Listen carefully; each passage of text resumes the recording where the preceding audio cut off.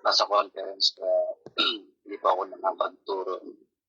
Pero hopefully po, this coming Wednesday, ako po ay makapagturo. Purihin po ang Panginoon sa pagkakataong ito. Tayo po ay muling pinagsama-sama. Bagamat lagi natin sinasabi na tayo ay magkakalayo sa lugar, by place, pero by spirit, tayo po ay magkakasama. That po yung sinasabi ng Apostle Paul. Sa pagkakataon po ito, ay ating pong pagpapatuloy ang pag-aaral sa unang sulat ni Pedro o sa Wikang Banyaga, 1 Peter chapter 1 verse 10 to 12. So yun lang po yung babasahin natin. Sa pagkatatapos na po natin verses 1 through 9 sa mga nagdaan po nating mga pag-aaral. At ang akin lang pong babasahin sa pagkakataong ito ay unang Pedro, kabanatang 1, mga talatang 10 hanggang 12.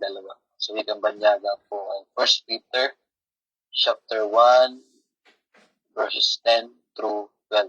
So yun po yung ating pag-aaralan.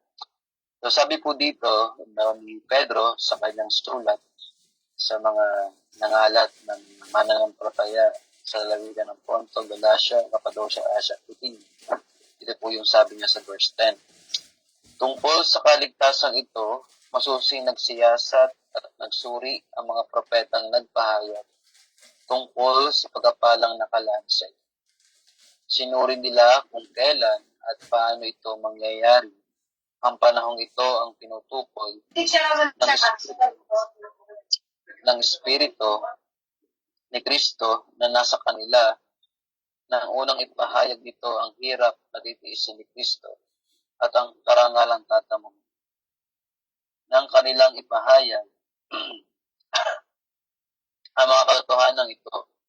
Ipinaunawa sa kanila ng Diyos na ang ginagawa nila ay para sa inyo at hindi para sa kanila. Ang mga katotohanan ito'y narinig ninyo ngayon sa mga nangangaral ng magandang balita sa kapangyarihan ng Espiritu Santo na isinugo mula sa langit. Maging ang mga anghel sa langit ay nananabik na maunawaan ang mga katotohanan. So tayo po ay mananabik. Aming Ama na nasa langit, kami po ay muling manapit at nagkakasalamat po sa ipong patuloy na pag-ibigay po sa amin. Pribileyo kapag-aaral po ng mga salita. At salamat din po sa pagkakataong ito. Kami po ay muli yung pinagsama-sama. Bagamat po ito ay online platform, pero po yung inyong salita na aming pong binasa, napakinggan at pagkakataon ay nawa po Panginoon kapakipanabangan ng bawat isa na naririto at maunawaan po namin sa bagay nais po ituro. Nais po na ninyo na maunawaan po namin Panginoon sa aming pong pag-aaralan. At nawa po Panginoon sa lahat ng naririto sa online platform, sa Zoom Bible Study, ay patuloy po namin kayo na mas makilala ang iyong po mga salita at maging po yung aming kalalagayan. Salamat po aming Amang Diyos. Maging po Panginoon sa salita ninyo na binasa kami na sa Isayas at maging po sa mga inawit Panginoon at maging po Panginoon sa mga panalangin na inihali po namin sa iyo. Thank you, Father. Patuloy po nawa kayong maparangalan sa pag at patuloy po namin makita ang kayamanan, ang katotohanan ng salita. Salamat po aming po aming panalangin at pasasalamat sa matamis po na pangalan ng iyong bugtong at kahit sa aming Panginoon Jesus sa pagligtas. Amen. At sabihan nilang po ako na kung medyo mahina o hindi clear, maging aware po ako. Pero ito po ay ating pagpapatuloy sa ating pinag-aaralan sa sulat ni Pedro. Tulad mo ng aking binanggit kanina, natapos na po natin ang mga talatang 1 hanggang 9, hindi po ako nagtatamali. At ating pong pinag-aralan yung patungkol sa kaligtasan na maging po tayo bilang mga mananampalataya, tayo po ay nagagalak kahit na tayo po ay merong mga pinagdaraanan, dinadanas sa mga pagsubok, tulad po ng sinasabi ni Pedro sa kanyang mga recipient ng letter o yung kanyang mga sulatan. At sinasabi niya na short time lang ito, na talagang tayo po ay nagdadanas ng hirap, pero po yung short time dito ay pwede po na buong buhay natin bilang mga mananampalataya. Tayo po ay hindi exempted sa pain, sa suffering, sa sakit, at sa mga bagay na nangyayari sa ating kapaligiran. Pagamat ang ating pong Diyos, ang ating Panginoon, ay tunay naman talaga na nag-iingat. Pero hindi po sinasabi na tayo po exempted sa mga bagay dito, especially sa pagsubok. Sinasabi niya, itong pagsubok na ito ay talagang kailangan po nating maranasan. Sapagkat ito po ang ginagamit ng Diyos para po i-test yung ating pong pananampalataya. Na tulad ng isang ginto, ay mayroong ginagawang process para mapatunaw o magkaroon talaga o maging pure gold ito. So, lahat yung mga bagay na ito na mahalaga sa ibabaw ng lupa pero temporary. Pero masigit po yung ating mga pananampalataya na tinetest para malaman kung talagang totoo. No? Hindi para malaman ng Diyos kung totoo, kapag alam naman niya talaga kung totoo yung ating pananampalataya. Pero for the sake, tayo bilang mga believer, malaman natin talaga na yung ating pananampalataya ay genuine o totoo. So, kaya meron pong pagsubok. At ito po yung ating mga pinag-aralan. At sinasabi nga po na Pedro sa verse 7 na darating po yung panahon na kung talagang tapat po yung ating pananampalataya, ay meron pong specific time na talagang pag nahayag na po si Christ o yung ating Panginoon sa Kristo, kapag siya po ay nai-reveal na sa kanyang second time, ay meron pong tinatawag na honor, glory. Diyan sa Tagalog po ay sabi ni Pedro, kayo papupurihan, dadakilayan at pararangalan sa araw na mahal sa Yesu Cristo. So yun po ay darating sa takdang panahon na inilagay po ng Ama o tinakda ng Ama para po ito ay mangyari ng lahat. So kanya pong ini-encourage itong mga under persecution o persecuted believer ng panahon niya na meron talagang time na ito na darating na meron pong glory and honor na ibigay po sa mga anak ng Diyos. At sabi nga po sa talatang 8, hindi niyo siya nakita, ito yung ating pinagalang last time. Ngunit, siya'y inibig ninyo, hindi pa rin niyo siya nakikita hanggang ngayon, ngunit sumasampalataya kayo sa kanya. Dahil dito nag-uumapaw na sa inyong puso ang pag-aalak, hindi kayang ilarawan salita. So, pinag-usapan po natin yung last time, totoo po yun, na hindi natin nakita si Jesus. Hanggang ngayon po ay hindi natin siya nakikita. Pero alam po natin na ito ay ang ating pananampalataya totoo sapagkat yung ating Panginoon ay talagang nabuhay 2,000 years ago at siya po ay umakyat ng langit at tayo po ay umaasa na siya po ay muling babalik at doon natin siya talagang makikita. Pero until now ay hindi pa ito nangyayari. Pero sabi po ni Peter o ni Pedro, inibig natin siya bagamat hindi pa natin siya nakikita at tayo po nananampalataya sa Kanya, bagamat hanggang ngayon ay hindi pa rin natin siya nakikita. Pero ito po ay hindi pwedeng pasinungalingan na tayo po ay nagmamahal sa Panginoon at nananampalataya dahil po biyaya ng Diyos sa atin. Kaya sabi niya po dito, dahil dito ay nag-uumapaw na sa inyong puso ang paggalak hindi kayang ilarawan sa salita. So, believer lamang po ang merong ganito na klase ng joy o paggalakan na cannot describe by words. No? Wala tayong pwedeng ilagay na salita kung paano ilalarawan yung paggalakan. So, itong joy na to, itong hindi kayang ilarawan sa salita na nakagalakan, ay hindi po kayang ibigay ng mundo. Ang Diyos lamang po ang nagkakalob ito sa pamamagitan po ng Kristo at sa pamamagitan po ng ating kaligtasan. Kaya po ang sabi sa verse 9 o sa talatang 9, sapagkat tinanggap na ninyo ang bunga ng iyong pananampalataya, ang kaligtasan ng inyong buhay. So, ibig sabihin po, ay nagagalak tayo, bagamat nahihirapan, bagamat may pagsubok, sapagkat alam po natin na may fruit o bunga yung ating pananampalataya, which is itong ating pong tinatawag na salvation. Hindi lamang po sa kaligtasan sa sakit, sa aksidente, kaligtasan sa kahirapan o sa mga problema, kundi po yung kaligtasan na ito ay tumutukoy sa atin pong mga kaluluwa, sapagkat lahat po tayo ay nangangailangan po ng biyaya para po tayo magkaroon ng kapatawaran sa ating kasalanan. Yung pinatagpuan natin sapagkat tayo binigyan ng Diyos, pamamagitan po ni Kristo na ating Panginoon na nabayubay po sa cross ng Kalbaryo. At ito na nga po yung ating pag-aaralan, continuation o pagpapatuloy, talatang 10, talatang 11 at talatang 12. Tumutukoy po dito sa sinasabi po ni Pedro tungkol sa ating kaligtasan.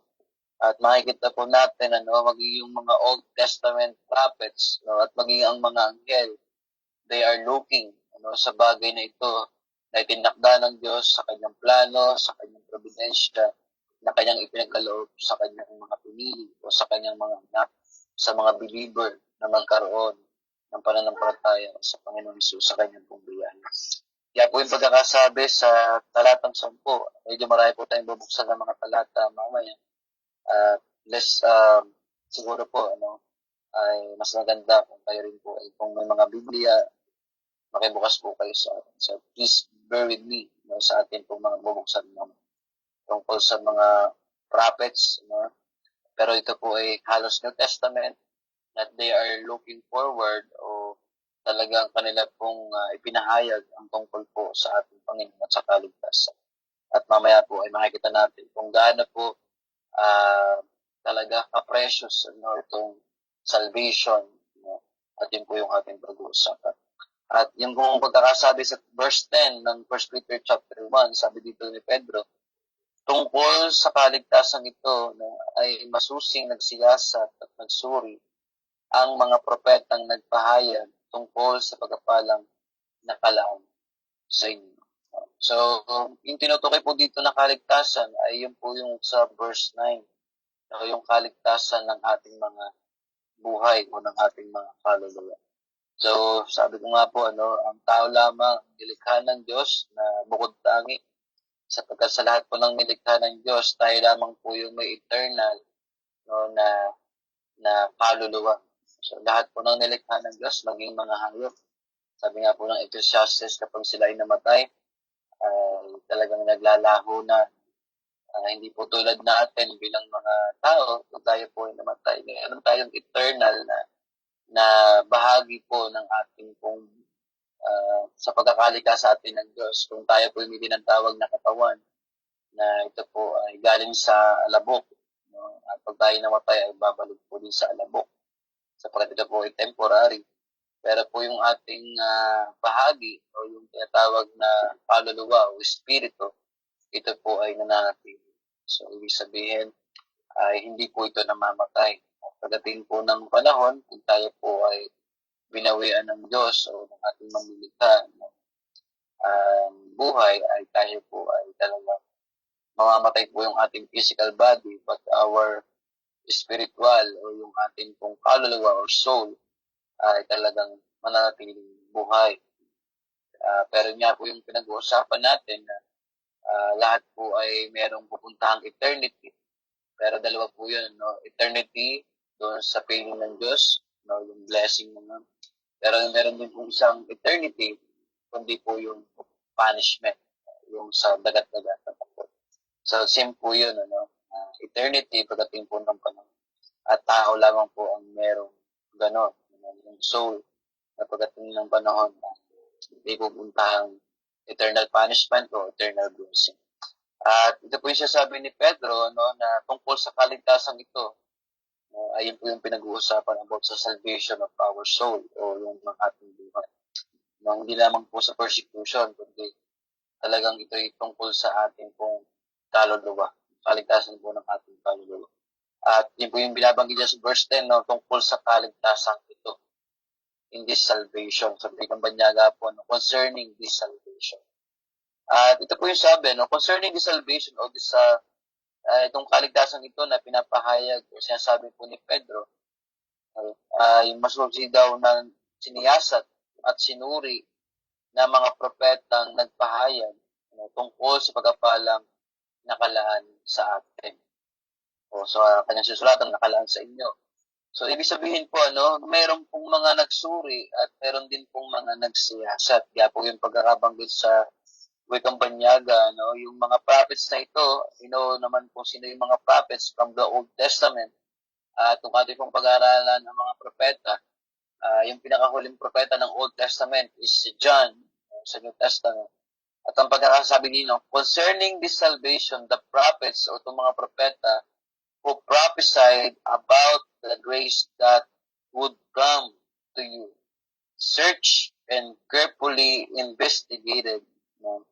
They inquired into what time or what circumstances the Spirit of Christ within them was indicating when it testified in advance to the messianic sufferings and the glories that would follow. So, yun po yung verse 10 and 11. So, talagang itong mga propeta po, talagang masusi at talagang siniyasat po nila, o talagang kanilang sinuri, yung kapahayagan ito tungkol sa pagpapalang nakalaan sa mga believer. Okay?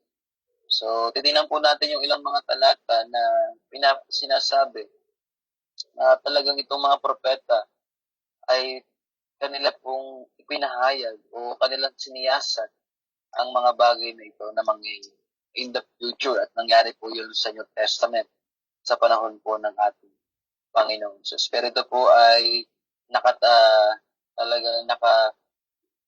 nakaplano ng mangyari. Ito po ay nakatalanan. Ito po ay ipinahayag na from the Old Testament na mayroon talagang ipapanganak na magliligtas sa sangkatauhan. At ito po yung binabanggit po ni Peter sa verse 10. At ang pagkakasabi nga dito ay they search carefully. They search intently, investigated itong bagay nito. They inquire itong bagay nito kung kailan mga mangyayari. So, tingnan po natin yung ilang mga talata na binabanggit sa New Testament maging nung panahon ng pagsilang ni John the Baptist at ang ating Panginoon ay may binabanggit na po tungkol dito sa mga mag-aaral. So, tingnan po natin sa ilang mga talata na atin pong bubuksan na sinasabi na meron talaga pong ipinahayag o meron na pong sinabi sa mga propeta tungkol sa pagsilang o tungkol po sa pagpapahayag ng kaligtasan ng ating Panginoon. So, ito po yung mga talata na ating titignan. So, una po ay sa Lucas, kabanatang 1, talatang 7 po. So, nawa po ay kayo po ay nakakasabay sa ating pong mga bubuksan. So, tinangunan po natin sa Lucas, kabanatang 1, talatang 7 po. Lucas, kabanatang 1, talatang 7 po. So, ito po ay awit ni Zacarias nung siya po ay napuspos ng Holy Spirit nung ipinanganak po si John the Baptist. Makakakita po natin sa verse 57 hanggang 66 ay talagang ipinanganak po si John the Baptist na nauna po kaysa sa Panginoong Isus. At pagdating po ng 67, yung kanyang ama na si Zacarias na naging pipe at nakapagsalita ay napuspos po ng Holy Spirit. Ito po yung mensahe na mula sa Diyos sa kanyang ina. Sabi ko po mula 68, purihin ang Panginoong Diyos ng Israel, sabi ni Zacarias. Tinulungan niya at pinalaya ang kanyang bayan. Nagsugo siya sa atin ng isang makapangyarihang tagapagligtas. Christ po ito, mula sa angkan ni David ng kanyang lingkod. 7 po. Ito'y ayon sa ipinangako niya noong una sa pamamagitan ng kanyang mga banal na propeta. So, alam naman po natin yung mga Old Testament prophets, na napakarami. Kung may tinatawag tayong minor at major prophets, so kasama po yun. At maging si Moses, si David, sila din po ay mga propeta. At sabi po dito, ito ipinangako, ito po ay promise, noong una pa, talagang ito ay nangyari na at napakatagal ng panahon. At ang kanya pong ginamit ay ang kanyang mga holy prophets o mga banal na propeta. So, ibig sabihin po ay talagang ito ay inaabangan na sa Old Testament pa lamang ang patungkol po sa kaligtasan. So, buksan din po natin sa Gawa, Acts chapter 3, verse 17 to 26. Sa mga Gawa, Kabanatang 3, mga talatang 17 hanggang 26. So, atin pong titingnan kung ano po atin pong makikita dito patungkol sa pag-isiyasat po ng mga propeta. So, Gawa, Kabanatang 3, mga talatang 17 hanggang 26. Mga kapatid, ito po nung time ni na Peter, na sila po ay nangangaral. Alam kong hindi ninyo nalalaman ang inyong ginawa, gayon ng inyong mga pinuno. Ngunit sa ginawa ninyo ay natupad ang matagal nang ipinahayag ng Diyos pamamagitan ng mga propeta na ang Kristo ay kailangang magtiis ng hirap. So, tinan niyo po yan, sinabi po yan sa Peter, no, na ang mga propeta, na ang Kristo, sa pamamagitan ng mga propeta na ang Kristo ay kailangan magtiis ng hirap. Kaya nga magsisi kayo at magbalik loob sa Diyos upang mapatawarin kayo sa inyong mga kasalanan. At nang sa gayon ay sumapit na ang panahon ng kapahingahang mula sa Panginoon. Susubuhin niya si Jesus, ang Kristong hinirang mula pa noong una para sa inyo. Siya dapat munang manatili sa langit hanggang sa dumating ang pagbabago ng lahat ng bagay ayon sa pinahayag ng Diyos sa pamamagitan ng kanyang mga banal na propeta mula pa noong una. Sapagkat sinabi ni Moses, mula sa inyo ang Panginoon niyong Diyos ay pipili para sa inyo ng isang propetang katulad ko. Sundin ninyo ang lahat ng kanyang sasabihin sa inyo. Ang sino mang hindi sumunod sa propetang iyon ay ihiwalay sa bayan ng Diyos at lilipulin. Ang lahat ng propeta mula kay Samuel at lahat ng sumunod sa kanya ay nagpahayag din tungkol sa panahong iyon. Ang mga pangako ng Diyos sa pamamagitan ng mga propeta ay para sa inyo. Lokadot po, no? Ay para sa inyo at kasama kayo sa kasunduan na ginawa ng Diyos at ng inyong mga ninuno ng kanyang sabihin kay Abraham. Pagpapalain ko ang lahat ng angkan, so hindi lamang po ang Israel, no? Sa daigdig sa pamamagitan ng so, through Israel ay i-bless po ang lahat ng mga bansa, yung mga bansa na magkakaroon po ng pagkakilala kay Kristo. Kahit matapos buhayin ng Diyos ang kanyang lingkod, sa inyo siya unang sinugo upang pagpalain at tulungan kayong tumalikod sa inyong masamang pangalan.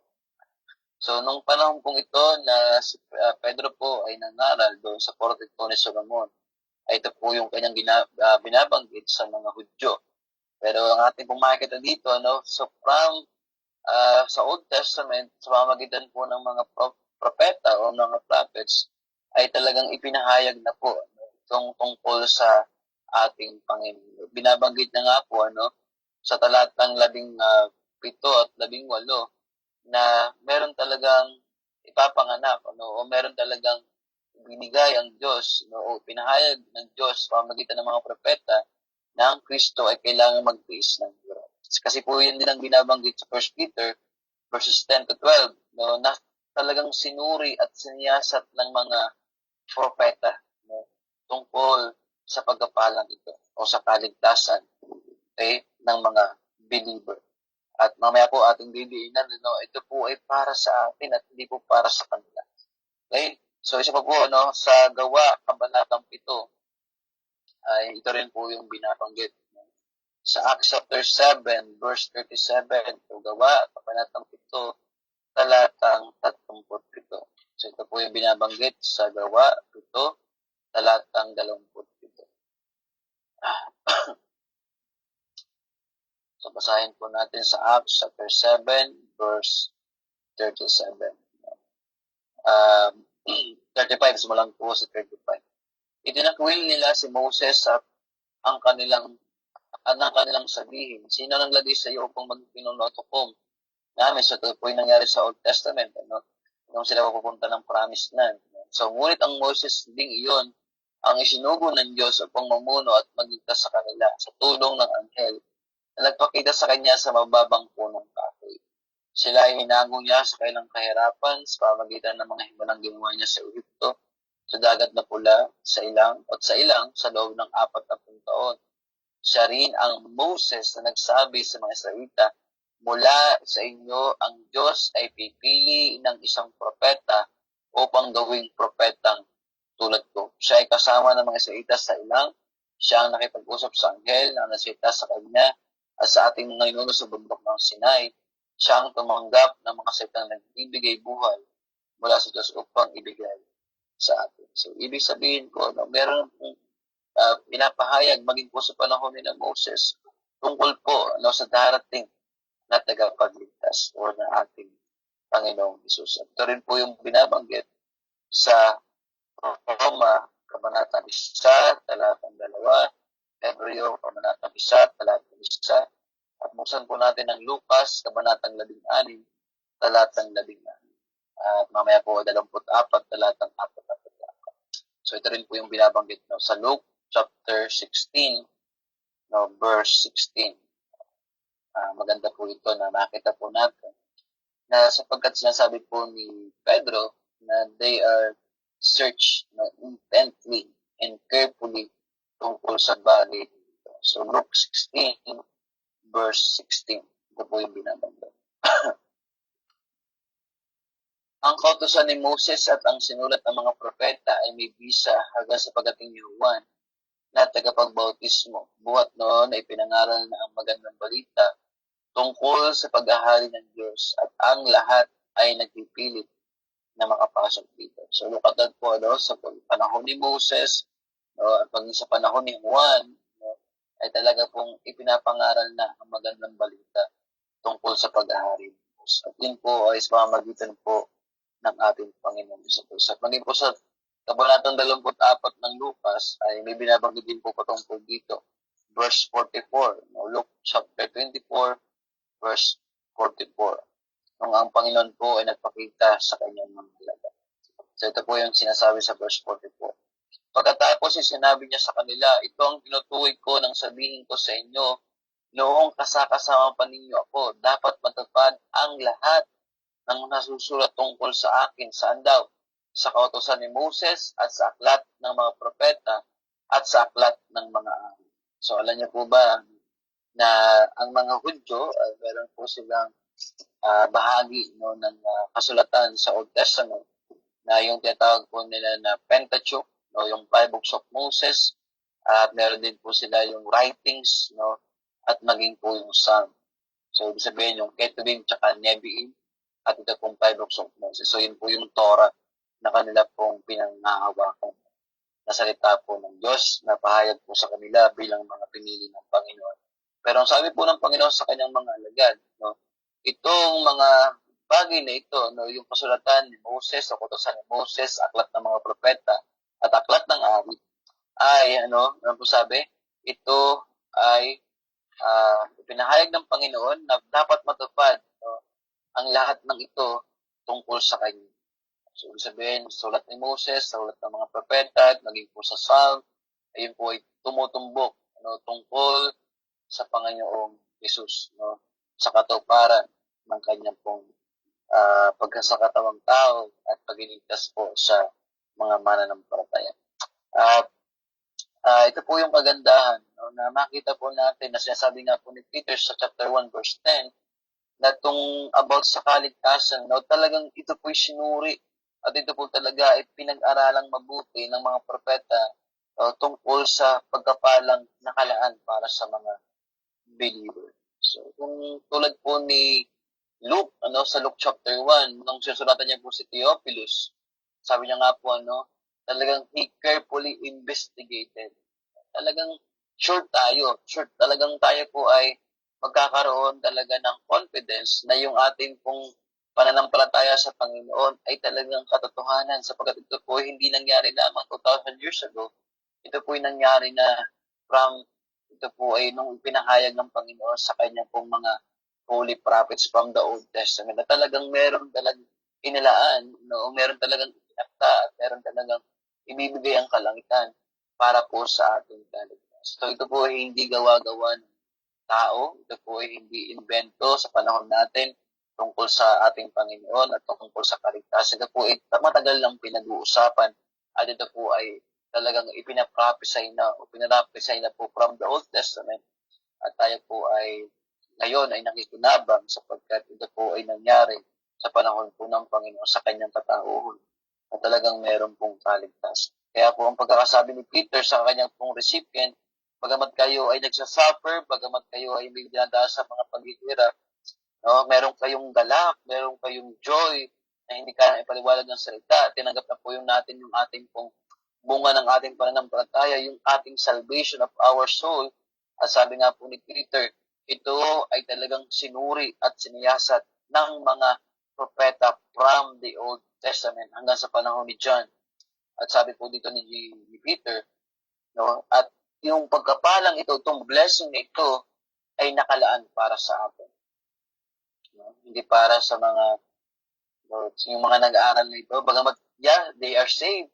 Pero hindi ibig sabihin nun, ay kanila pong nakita ang Panginoon o talagang itong ating mga nangyayari sa atin ngayon bilang mga believer na talagang tayo ay nakikinabang dahil 2,000 years ago ay talagang dumating ang Panginoon, siya po ay namatay, muling nabuhay at umakit sa langit. At ipinapahayag po sa atin o pinahayag na po sa atin at tayo po ay nakikinabang dahil tayo po ay merong kaligtasan bagamat tayo ay dumadanas ng pagsubok. So what great encouragement po itong binabanggit po ni Peter sa sulat niya po sa mga itong mga nangalap na mga persecuted believer. At pagdating po ng verse 11, inuulit niya po, sinuri nila kung kailan at paano ito mangyayari. Ang panahong ito ang tinutukoy ng Espiritu ni Kristo na nasa kanila. Nang unang ipahayag nito ang hirap na titiisin ni Kristo at ang kanyang karangalang tatamo. So ito po yung verse 11, sinuri nila ng mga propeta kung kailan at paano mangyayari. Ang panahong ito ang tinutukoy ng Espiritu ni Kristo na nasa kanila. Nang unang ipahayag nito ang hirap at titiis ni Kristo at ang karangalang tatamo. So ibig sabihin po, alam ng mga Old Testament prophets na itong mangyayari po ay suffering ng isang tagapagligtas o ng Kristo sapagkat ito po yung pinahayag ng Espiritu ng Diyos sa kanila. Pero hindi po doon natatapos, after po ng suffering ay meron po tinatawag na glory. So, yun po yung pagkakabanggit sa verse 11, sabi kang banyaga po, ito yung silent. They inquired into what time or what circumstances the Spirit of Christ within them was indicating when he testified in advance to the messianic sufferings and the glories that would follow. So, grabe po, alam po ng mga Old Testament prophets na itong Christ Day, siya po ay magsasuffer, na siya po ay babatuhin, na siya po ay yuyurakan, siya po ay papatayin sa krus ng Kalbaryo. So, tingnan po natin kung talagang alam nila itong mga mangyayari ito. So, sa Luke chapter 10, verse 24, so tingnan po natin sa libro ni Lucas ulit, kabanatang 10 naman, ay binabanggit po ito, tungkol po sa suffering ni Christ. Bagamat kanina po, may nabasa na po tayo na talagang is suffering, at alam po nila yon. Sa Luke chapter 10, verse 24. Simulan ko na po sa verse 21. Nang oras ding iyon, si Jesus ay napuspusan ang kagalakan ng Espiritu Santo. Sinabi niya, salamat sa iyo, Ama, Panginoon ng langit at lupa, sapagkat inilihim mo sa marurunong at sa matatalino ang mga bagay na ito. Ngunit inihayag mo sa mga tao ang kalooban ay tulad ng bata. O Ama, sapagkat ganun ang nais mong mangyari. Ibinigay sa akin ng Ama ang lahat ng bagay. Wala nakakalala sa anak kundi ang Ama at wala nakakalala sa Ama kundi ang anak. At ang mga taong ginawang karapat-dapat ng anak na makakilala sa Ama. Umarap si Jesus sa mga alagad, at sinabi ng walang ibang nakakarinig, mapalad kayo sapagkat nakita ninyo ang mga nakita ninyo ngayon. Sinasabi ko sa inyo, maraming propeta at matuwid na tao ang naghangad na makita ang inyong nasaksihan at marinig ang inyong napapakinggan. Subalit hindi nila ito nakita ni narinig. Sabi po ng Panginoon sa kanyang mga disciple, you are blessed sapagkat nakita ninyo, no, at narinig ninyo, at nakita ninyo ako. Pero tingnan ninyo, no, yung mga propeta, no, nung una, o lumang tipan, yung matatuwid na taong ito, no, ay sila po ay naghangad na makita at masaksihan at marinig, no, at mapakinggan. Subalit ito po ay hindi po pinahintulot ng Diyos sa kanila, sapagkat ang Panginoong Hesus po ay nabuhay at ipinanganak ni Maria dito na po sa bagong tipan at hindi po sa Old Testament. So, tinawa po natin. Ito po yung aking sinasabi sa inyo kanina, no, na dapat po natin makita sa Luke chapter 18, verse 31 hanggang 34. Luke chapter 18, no, verse 31 hanggang 34. Ito po yung binabanggit din sa Lucas. Ibinukod ni Jesus ang 12 at sinabi sa kanila, papunta tayo sa Jerusalem at ito'y matutupad ang lahat ng isinulat ng mga propeta tungkol sa anak ng tao, tungkol sa kanya. Siya ay ibibigay sa kamay ng mga hintil. No? He will be handed to the hand of the Gentiles. No? Kukutsain, ito po yung gagawin sa kanya, kukutsain, hahamakin at duduroan. Siya ay hagupitin at papatayin. Ngunit sa ikatlong araw ay muli siyang mabubuhay. Subalit ang 12 ay walang naunawaan sa kanilang narinig, hindi nila makuha ang kahulugan yon at hindi rin nila naintindihan ang sinasabi ni Jesus. Tignan niyo po, ano, nung panahon po ng Panginoon ay kanya pong sinabi sa kanyang mga alagad na siya talaga ay kailangan magtiis ng hirap. Suffering. Ano po yung klase ng suffering? Pagkutya, paghamak, siya po ay duduraan, no? Paglapastangan po yun, no? Siya po ihahagupitin at papatayin. Pero sabi niya, ngunit sa ikatlong araw ay muli siyang mabubuhay. Pero hindi po yun maintindihan ng kanyang mga disciple. Pero ito po lahat ay nangyari. No? Itong suffering po na ito. At hindi po natin sa Luke 24, verse 25 to 27. Ito rin po yung ating mamabasa. Luke 24, verse 25 hanggang 27. Lucas, kabanatang 24, mga talatang 25 hanggang 27. Sinabi sa kailan ni Jesus, hindi ba kayo nakakaunawa? Bakit hindi kayo makapaniwala sa lahat ng sinasabi ng mga propeta? Hindi ba't kailangan ang Kristo ay magtiis ng lahat ng ito bago niya makamtan ang kanyang marangal na katay? So after the suffering, may glory darating at patuloy na ipinaliwanag sa kailan ni Jesus ang lahat ng sinasabi ng kasulatan tungkol sa kanyang sarili mula sa mga salat ni Moses hanggang sa mga isinulat ng mga propeta. So from Torah and the prophets' writings or writings of the prophets, no, ay kanyang ipinahayag at kanyang sinabi ang mga mangyayaring ito. Kaya kanyang ipinuwan. Pero sabi nga po na sa verse 26, no, ito po ay kailangang mangyari yung kanyang pagtitiis, pero hindi natapos doon. Pagkatapos po ay merong glory o marangal na katayuan. So ano pong gusto kong sabihin dito? Pinapoint ko dito. Ito pong kaligtasang ito ay talagang sinuri sa verse 10 at pagdating po ng verse 11 ay talagang nakita na po nila na mangyayari yung suffering pero hindi po doon natatapos nung meron pong glory na paparating. Babalikan po natin yan mamaya yung verse 11. So kung po kanilin na yan, yung suffering din glory. Okay, sa verse 12 muna tayo. Okay? Sabi dito sa Tagalog, sa verse 12, ito na po yung last verse, no? Nang kanilang ipahayag ang mga katotohanan ito, ipinaunawas kailan ng Diyos. Ang ginagawa nila ay para sa inyo.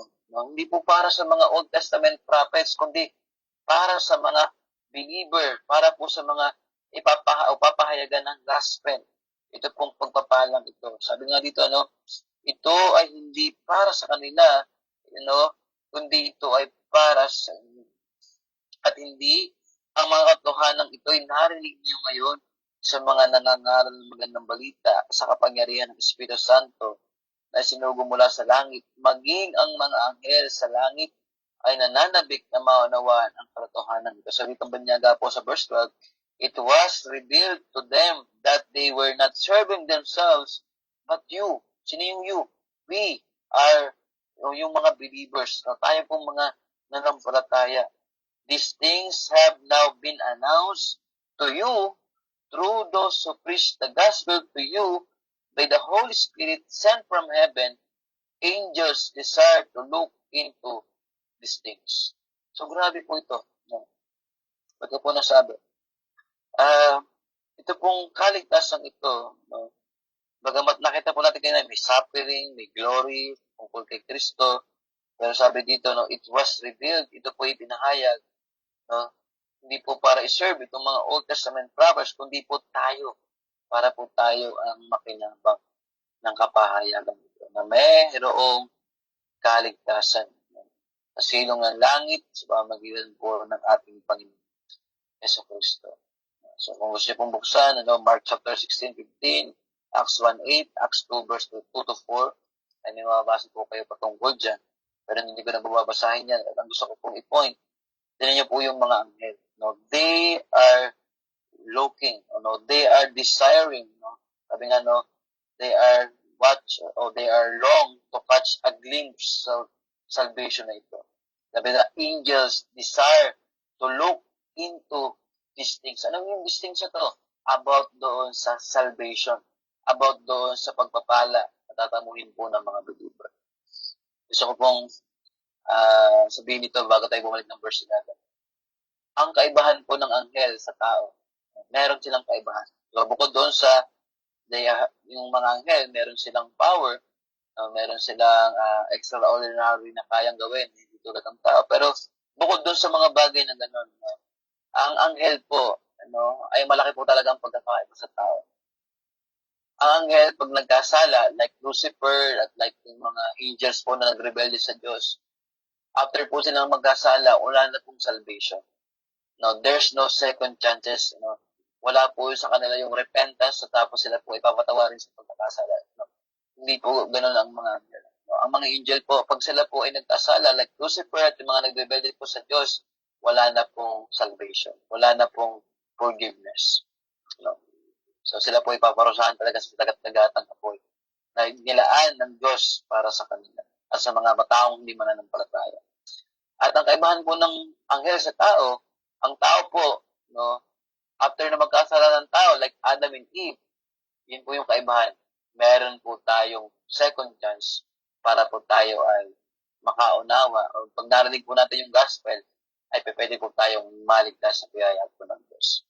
Kaya po yung mga anghel, they are looking, they are desiring na makita po itong mga bagay na ito, itong pagliligtas po ng Diyos. Yung pag sa katawang tao ni Kristo, yung kanyang suffering, tapos po yung glory na paparating. Nangyari po yun sa Panginoon, siya po ay nasa kanan ng Diyos ngayon. Kung atin pong babasahin ay siya po ay nasa kanan ng Ama at talagang siya po ay nag-glorify. Meron siyang glory na tinatamasa. At talagang po ng panahon, di ba sa Philippians, na lahat ng tuhod ay luluhod sa Panginoon. So, meron talagang glory after the suffering. So, gusto kong balikan yung verse 11. Ano sabi dun sa verse 11? After the suffering ni Christ, merong glory. At gusto ko po doon sabihin sa atin na meron pong pinagdadaan ng pagsubok o hirap. I will tell you po, lahat tayo ay dumadanas po ng suffering. Pero salamat sa Panginoon, meron tayong salvation, nagagalak tayo kahit may suffering. And I will tell you po, yung suffering po ay temporary lang. Lahat ng ating paghihirap, lahat ng ating mga naranasan sa panahon ito, sa ibabaw ng lupa, I will tell you po, ito ay temporary. Ito po ay pansamantala lang. Sabi nga ni Peter, in a short time. Kahit ikaw ay magkaedad ng 70, 80, 100, yun po ay napaka-exit. I-compare po natin sa eternity. Okay? So, I will tell you po, napaka-exit po ng buhay ng tao. Sabi nga po ng salita ng Panginoon, para lamang tayong yung tawag mist, para lamang po tayong singaw na naririto ngayon, mamaya wala. So, ganun lang po yung buhay ng tao. Napaka-exit. It will compare it to eternity na inihanda ng Diyos sa mga anak, sa mga believer. Sa atin po, na tayo po, sabi po ni Peter, na tayo po nakikinabang. Dahil ito po ay para sa ating mga believer. Na tayo po ay pinahayagan ng gospel, at tayo po ay nagkaroon ng pananampalataya sa biyaya po ng Diyos. So, yun po yung gusto kong sabihin, yung suffering ay napaka-iksing panahon, pero darating po yung panahon, may glory. Like our Lord Jesus Christ, no? Nagdanas po siya ng hirap, pero hindi po doon nagtapos, no? Pagkatapos po noon, may glory, no? Na dumating po sa ating Panginoon Jesus. At sa darating panahon, talagang He will be glorified by all, no? Sa lahat po ng nilikha ng Diyos, He will be glorified. At nasabihin ko po sa ating mga believer, same, no? Hindi bilang Diyos, kundi bilang tayo mga anak ng Diyos, after the suffering, meron pong kapahingahan, meron pong inihanda ang Diyos sa atin sa bayang langit. Wala ng luha, wala ng paghihirap, wala ng karamdaman, wala ng pagod, wala ng sakit, at higit sa lahat, wala na pong kasalanan. Wala ng struggle sa sin. No? So, grabe po, no? Kaya, pag iniisip ko to, pag ito po ay akin pong nilalagay sa aking puso, oo nga, no? Pasamantala lang mo po yung hirap natin sa mundo ito. At pagdating po ng panahon, ay atin pong tatamasahin ng inihanda ng Diyos para sa kanyang mga anak. Diba, sabi nga ng Panginoon, ipaghahanda ko kayo ng inyong matitirhan sa bayang langit. No? So ngayon po, lahat po ng mga believer na pumanaw na, marami na po tayong kilala ng mga mananampalataya, tunay na mananampalataya, they are naging faithful sila sa Panginoon. So merong reward, no? Meron po talagang inihanda ang Diyos sa kanyang mga. So yun po yung hope natin, yun po yung nawawag-motivate po sa atin. Bagamat po tayo ay nagsasuffer, meron po tayo nararanasan hirap. So alam ko naman po na hindi naman lagi paghihirap ang ating dinadanas. Meron naman din talagang nag-i-enjoy tayo, no? Talagang meron din tayong mga kasiyahang nararanasan sa mundong ito. Pero yun po ay hindi pwedeng ikumpara sa kaligayahang tatamasahin po natin pagdating po ng panahon. So kung ikaw ay nakakaranas ng suffering ngayon, nakakaranas na ngayon ng mga pagsubok, temporary lamang po ang lahat ng ito. After the suffering, like our Lord Jesus Christ, mayroong glory, meron pong kapahingahan na darating sa mga believer. Pero yun po yung nakakalungkot sa unbeliever, hindi po kapahingahan, hindi po glory, kundi eternal punishment. Kaya nga po tayo nagpupursige ng mangaral, nagpupursige po tayo na ibahagi sa tanang Panginoon, sapagkat ito po exclusive for the believer. Ito po, after the suffering, may kapahingahan, meron pong glory. Kung titingnan po natin, yung mundo, maraming hindi maliligtas, at talagang nakakatakot mamatay. Pero kung tayo po ay believer, yes, we suffer after the death, meron pong kapahingahan sa piling po ng ating manliligtas, sa piling po ng ating Panginoon Jesus. So, huwag po tayong mawala ng pag-asa, huwag po tayong magkaroon ng hinanakit, lalo sa Diyos. Huwag po tayong magreklamo dahil lahat po ito ay temporary lamang. So kung ito ay believer, kung ako ay believer, sabi nga dito, maging mga anghel, maging mga Old Testament prophets, lalo ang mga angel, they are desiring sa bagay na ito. At nangyari na nga po. Pinanganak ang Panginoon, nag-suffer siya, pero after noon, may glory, sa kanan po siya ng Ama, nalangin para sa atin. No?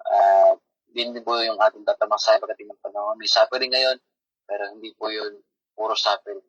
Meron po tayong kapahingahan sa piling po ng ating Diyos at ng ating Panginoon sa Kristo. So hopefully po, tayo po ay magpatuloy sa ating pananampalataya. Tayo po ay magpursige kahit anong hirap pa yung ating dadanasin. I know, hindi madali. Wala namang suffering na madali. Wala namang pagsubok na madali. Pero kung tayo po ay anak ng Panginoon, alam po tayo, hindi pababayaan. So, nawa po, magkaroon pa rin tayo ng joy in the midst of suffering. Magkaroon pa rin po tayo ng kagalakan na hindi tayong ilarawan ng salita because we have salvation. Okay? So, hopefully po, tayo po ay patuloy na lumapit sa Panginoon, pagpakumbaba at magpasalamat sa inheritance po na meron tayo through our Lord Jesus Christ. Tayo po yung manalangin. Aming Ama, salamat po sa iyong kadakilaan, sa iyong kabutihan.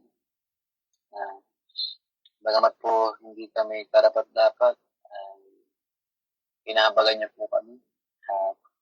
Kami po ay nakikinabang.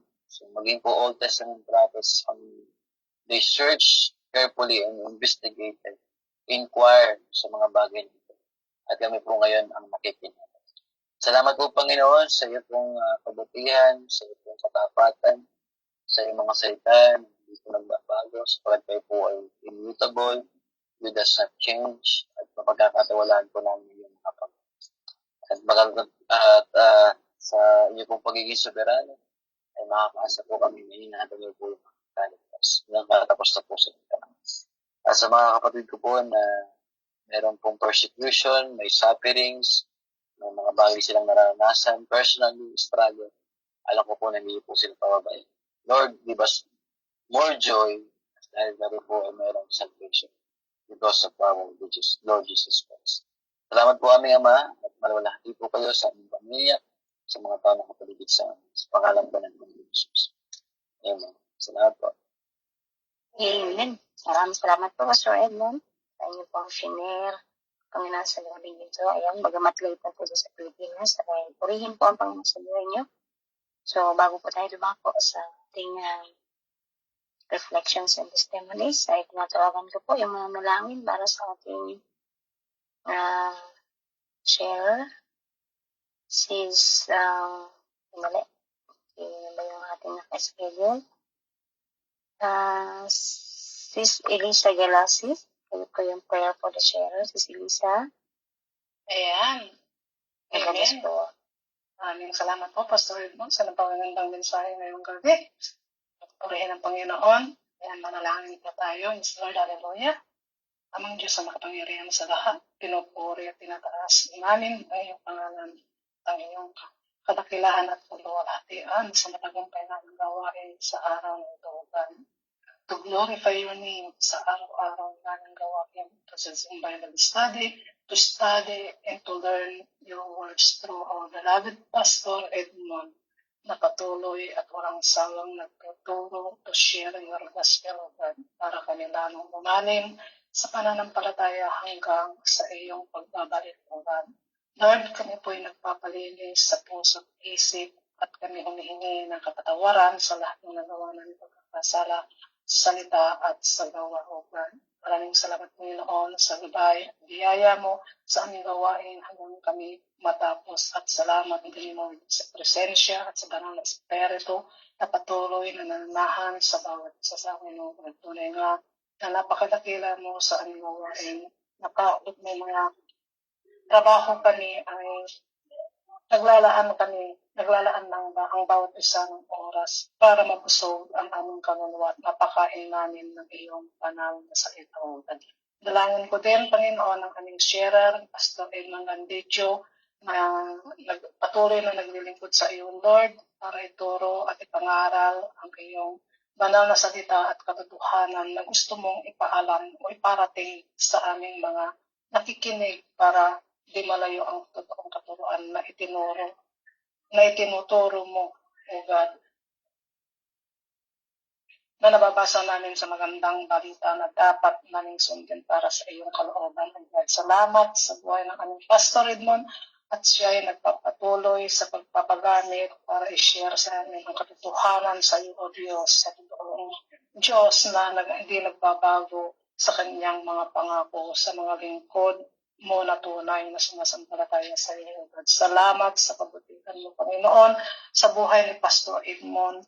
Nawa ikaw lagi ang mag-iingat at magprotekta sa kanyang buhay sa araw-araw, sa lahat ng aspeto ng kanyang buhay, ginagawa lalo na sa mga gawain, sa iyong ministry na pinagkatiwala mo sa kanya, O God. At ganoon din ang kanyang family, Panginoon, patuloy mo din silang ingatan mo din sila, Lord, tulad ng pag-iingat mo kay Pastor Edmond, mightily and powerfully. Ilayo mo po sila sa anumang kapahamakan at karamdaman sa pamamagitan ng gawa ng kaaway, O God. Huwag mo pong pahintulot, Panginoon, na madaig ng kaaway ang aming pastor, ang kanyang family, tapos ikaw, O God, ang patuloy na mag-ingat sa kanila sa pamamagitan ng iyong biyaya at ibabay kay Pastor Edmond at sa kanyang family, O God. Salamat, Panginoon, dahil andyan ka lagi at di bumibitiw sa kanya, sa kanyang pamilya, kahit anong mangyari, pagsubok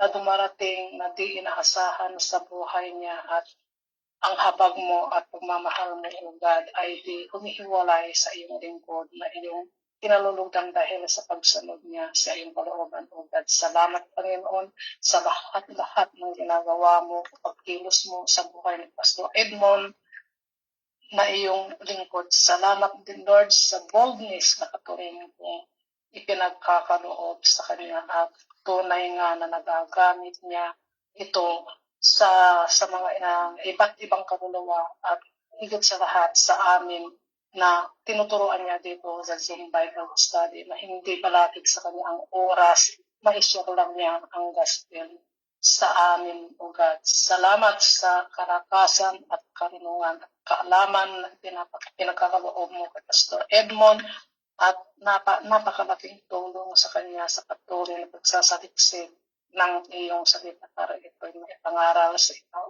ibang kaluluwa na di pa naabot at nakakakilala sa iyo, at pinupuri ka namin ikaw ng ugad ang manuwalhati, maparangalan, madakila sa aming gawain. Ikaw lang ang aming itinataas sa mga oras na ito, ugad. Ito po ang aming samdalangin sa pangalan ni Jesus.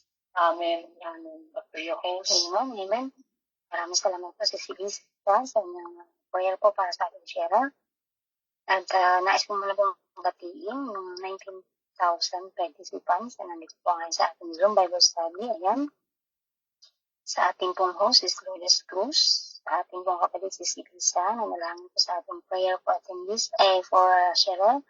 Pastor Edmond Alan Landicho, si Marina, Sis Emma Florida from Qatar, Brother Fordy Guzman, salamat po sa papuso Sis Emma, Sis Christine Wilan, Sis Lucia Lopez, ayan, salamat po, naka-attend po muli kayo, Sis Trisha, Sis Charlene Hisante, Sis Maisel Hernandez, ating kapatid Sis Melanie Dumidaw, ating kapatid Sis Miriam Antonio, Sis Maylene Yordulas, Brother Nas Pilapitan, Sister Ophelia, ayan, si Brother Rani Ubaldo Torres, ayan, hindi pa daw makatulog si Rani kasi nga po, sabi niya magpapagabi lang, siyempre mag-a-adjust na po siya ng oras ngayon, no, Rani?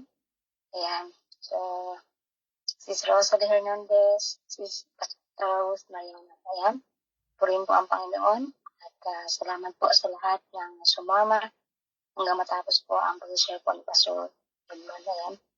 So, napakaganda po mga kapatid, yung pinag-aralan po natin, yung share po ni Pastor, yung kung paano po mangyayari yung salvation, and paano po magkakaroon ng grace, at ito po ay sa pamamagitan mo nga po ng suffering ng Kristo o ng Diyos, at sabi nga doon, sa 11, searching what manner of the time the Spirit of Christ which was in them did signify when it testified beforehand the sufferings of Christ and the glory that should follow. Ayan, yun yung that should follow.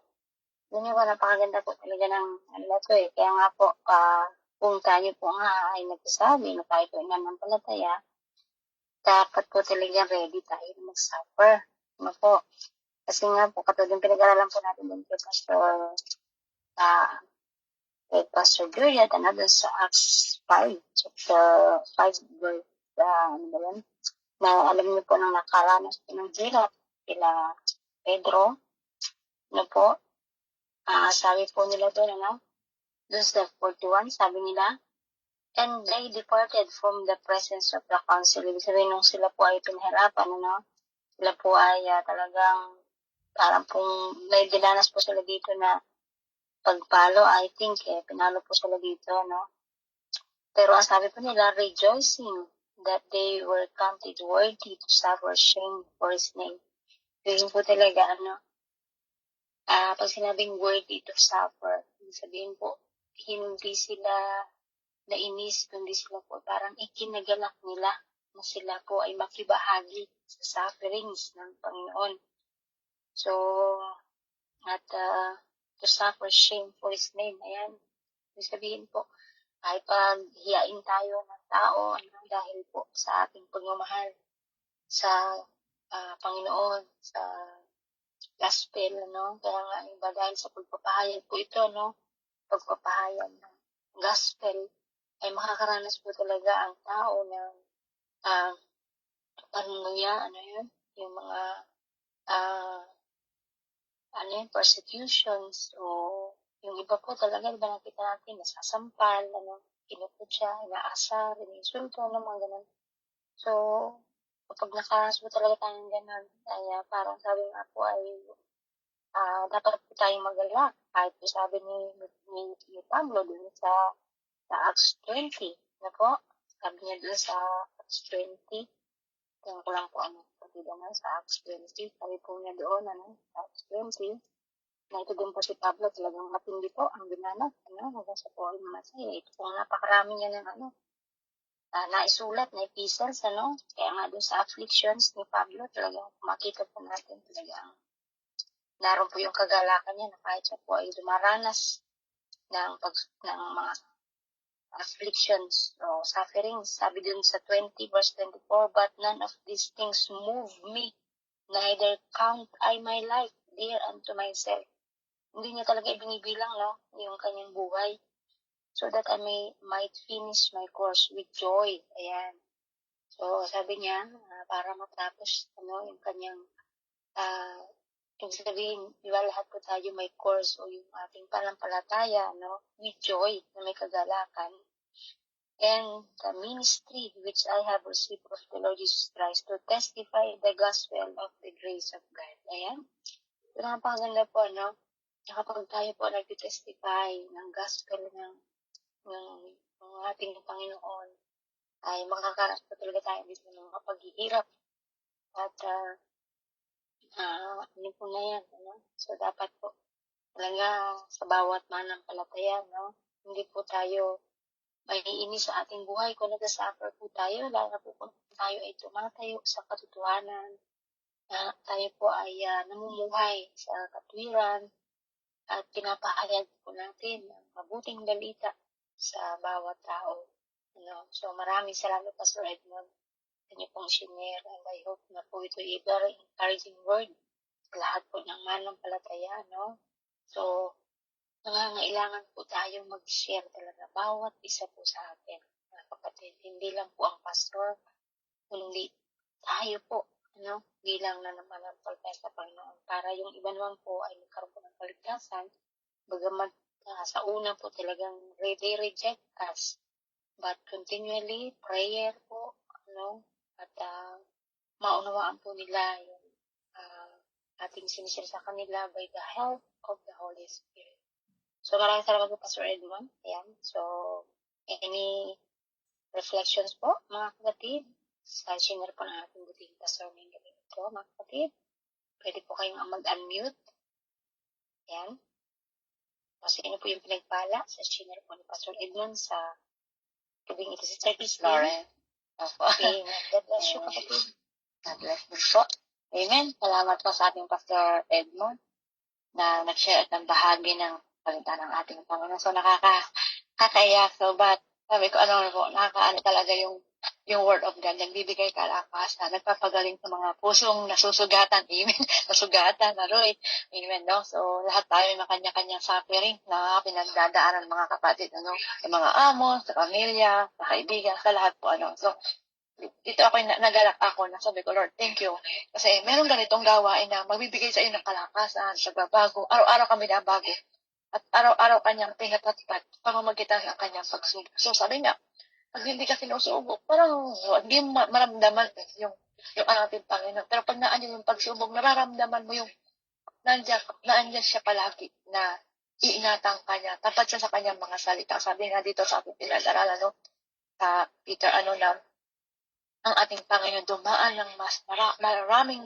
pagsubok, maraming paghihirap, pagtitiis. Ano pa ba tayo? Sino ba naman tayo? Tayo ng mga tao sa ngayon, ayun man po, at tayo sumusunod sa kalooban ng Diyos. Alam ang kailangan natin dumaan sa pagsubok. Sabi nga, parang tayo dito na dinadalisay. So, talagang dapat, parang, kailang salain tayo bilang mga lingkod siya. Kung nakikita ba sa atin, talaga, at tayo ba totoong lingkod niya. So, ay testimony mga kapatid, sabi nga sa akin ng amo ko, nag-aaral ka ng Biblia, pero ang ugali mo, ang sama-sama. Hala, sabi ko, bakit ganun ang reflection niya sa akin? Siguro nakikita niyo yung sarili niya, sa akin. Bakit siguro gano'n na, kasi po, sabi ko, bakit ito lola ko? Lagi ko siya pinag-pray kay Lord na, bakit ito lola ko lagi, ang sama ng, lagi ng, hindi, pinanganak ba ito lagi ng masama ang loob? Paggising sa umaga, normal naman siya, kumbaga, hindi naman siya kagaya ng iba na, sabi mo may dementia, Alzheimer's, bingi lang siya, but yun lang ang kanyang difference. Sabi ko, pinanganak ba ito ng may galit sa mundo? Pinanganak ba ito ng, nagliliya ang kanyang nanay na sama na loob, but, napakabuti ng ating Panginoon kasi dito niya ako dinadala. Araw-araw akong sinusubok. Araw-araw ako pinatatag. Sabi nga dito, hindi dapat niyo ikagala kahit na maaaring, sabi dito sa 1 Peter chapter 16, ito dapat niyo ikagala kahit na maraming magdanas muna kayo ng iba't ibang pagsubok sa loob ng maikling panahon. So, hindi tayo mananatiling laging ganun. Sabi ko, Lord, alam ko naman pakakalmahin mo ito. Minsan nga dumadanas ako lang, sabi ko, once hindi siya naimik, galit siya, nagdadabog. Pero alam mo, sabi ko, Lord, ikaw ang pinaglilingkuran ko, hindi ang sarili ko, ikaw yung pinaglilingkuran. Kaya Lord, ikaw nakikita ko sa kanya. Kung ako may pagsubok na ganito, Lord, sabi ko, bigyan mo ko ng katatagan ng malampasan. So, yun nga sa encouragement, sa Word of God, na isinare nga ng ating pastor Edmond, nagbibigay kalakasan sa bawat isang mananampalatayang mga kapatid. Talagang tunay ang Diyos pag siya ang salita, tunay ang Diyos pag siya ang nagbigay ng kalakasan sa ating mga kapatid. Hindi po siya magpapabaya sa kanyang mga pinili at tinawag. Sabi nga, pinagpala po raw ang nagtitiis, para sa ating Panginoon. So sabi ko, Lord, naandito ako sa bansa, mapalag ako kasi nararanasan ko, Panginoon, yung pagpapalat biyayang ipinagbigay mo sa akin. So sabi ko ngayon, salvation, nandito na. Kaya Lord, pagtitiisan ko, pagkatsagaan ko, yung itinuturo mo sa akin, sabi ko, tulungan mo ako malampasan ito kasi hindi ko ito kaya kung wala ka sa buhay ko. Kaya mga kapatid, mahirap pagtiwalag talaga tayo sa aking Panginoon. So, mahirap, meron kasi talaga na bumibigay sa mga pagsubok, na akala natin kaya. Minsan, akala niya kaya niya, hindi naman niya kaya, walang Jesus Christ. Napakapalag natin mga kapatid dahil meron tayong Bible study ganito, may nag-share, mabibigay ng kalakasan sa ating mga kapatid, sa kabila ng ating mga pagsubok, sabi ko, Lord, wag mong punuin ang puso ko ng sama ng loob at galit. Punuan mo ko ng kagalakan na nagmumula sa iyo kasi ikaw ang pinaglilingkuran ko, hindi ang aking sarili. Kaya sabi ko, Lord, turuan mo ko lang i-deny ang aking sarili para ikaw lagi ang makita sa aking buhay. Yun lang po kapatid. Naiyak ako sa sa'yo, nabibless po ako sa sinare ng ating pastor. Sa Diyos ang papuri. Amen. Amen. God bless you, Sister Christine. Ayan, ay pasamantala lang sa ating pansamantala lamang ang ating mga pagsubok sa buhay. Ayan, continue to pray for your employer at matatapos din po yan. Ayan. Kaya nga po ako ng 8 years po ako nag-tiis, Hindi lang po yung galit ng amo, talagang hirap din ang katawan. Lahat po, talaga natin, dara natin. Kaya kapatid, pagka natapos mo yan, parang hindi mo na naalala yung hirap mo. So, yung sabi sa Bible na yung parang, kumbaga di ba yung pag mga anak, yung sobrang sakit, pero pag lumabas tayo talaga hindi. Wala na yung sakit, kaya parang gano'n sabi ko, after 8 years, hindi ko na naalala yung hirap ko. Wala na talaga akong maalala.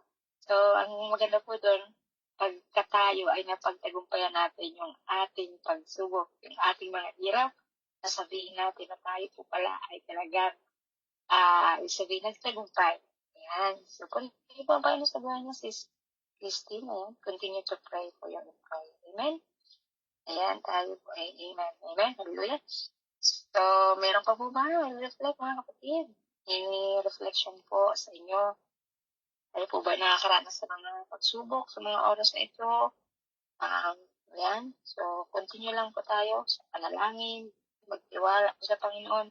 Dami nga po sa awit, keep on believing, Jesus is near. Napakalapit po ng ating Panginoon, at yung Holy Spirit niya, kasama po natin, naka-indwell po sa atin. Kaya malaya po tayo na umiyak, dumaing, sa ating Panginoon. At yun pong ating Holy Spirit ang mag-intercede. Siya po yung magtuturo sa atin. Talaga makalapit po tayong lubusan sa ating Diyos. Amen? So, sino ba po yung mag-reflect? Testimony? Mag-unmute lang po kayo. Rani, kumusta? Hindi ko ba makatulog? Ayan. purihin ang Panginoon at nakarating ng maayos ang ating anak si Rani, ano? Yan, baka nakatulog na. Hindi na siya nagsalita. So, ayan. So, purihin ko ang Panginoon. Wala na po ba mag-reflect, mga kapatid? Yan, ang bawat isa sa atin, ang hirap, ano? Brother Natsuki, ano? Basta ang amo mo, Brother Natsuki. Sir Maisel, alam ko, bawat talagang trabaho po ng mga caregivers, napakahirap. Ano, sa una ay mahirap. Sa sunod, sa ano ay pahirap. Ayan, but praise the Lord. Kaya po natin yung mga kapatid. Pag po tayo nahihirapan, ano? Ayan, daanin po natin sa panalangin. Amen? At bibigyan po tayo ng kalakasan, paglalakan ng Panginoon. Pagtagumpayan po natin yung mga ating mga pagsubok, ano, even though sa ating katawan, no, yung mga physical ating katawan. Amen? Daraanan po natin. Amen? So, kung wala na po mga kapatid, ay natawagan ko po yung manalangin para sa ating attendees. Sino ba yung ating ayan, salamat po sa message nyo, Pastor. Ayan, sabi ni Pastor dito, sa New Zoom, ayan, basahin nyo lang po yung ano ni Pastor, ano, kanyang message. Ayan, so, tawagin ko na po yung mananalangin para sa ating attendees. Sis Miriam Antonio. Sis, ready ka na ba?